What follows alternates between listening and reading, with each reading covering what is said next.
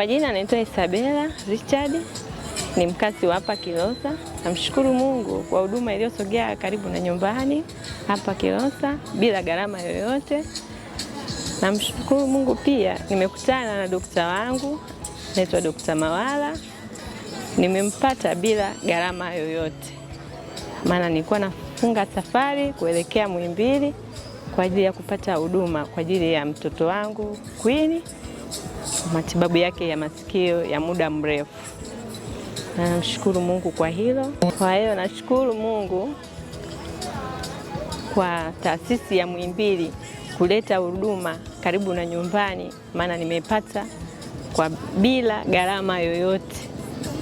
Maana nilikuwa nasafiri kutoka hapa Kilosa kuelekea Dar es Salaam kwa ajili ya matibabu ya mtoto wangu Queen. Nashukuru sana taasisi kwa ujumla.